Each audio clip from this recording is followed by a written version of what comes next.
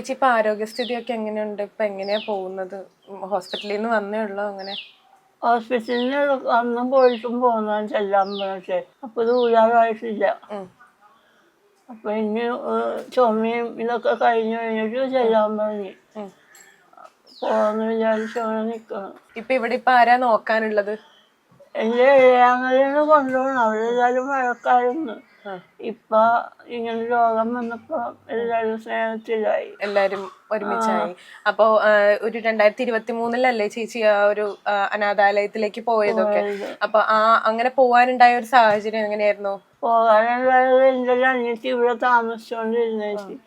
അപ്പൊ അവൾക്ക് ഒരു പ്രശ്നം അങ്ങനെ ഭയങ്കര ഒരു മാനസികമായിട്ട്. അപ്പൊ ഞങ്ങൾക്കൊരു കൊപ്രാക്കളമുണ്ട്, അവിടെ പോയി കിടന്ന് 3-4 ദിവസം.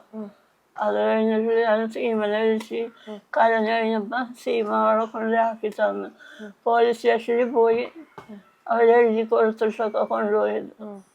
അപ്പൊ ആ സമയത്ത് സീമ ചേച്ചി മാത്രമേ ഉണ്ടായിരുന്നുള്ളൂ അല്ലേ? സീമൻ ചേച്ചി മാത്രമേ ഉണ്ടായുള്ളൂ. വേറെ ആരോടൊന്നും പറഞ്ഞില്ല. സീമനെ എല്ലാവർക്കും ഉപകാരം ചെയ്യണത്. അപ്പൊ സീമനോടാ പറഞ്ഞത്.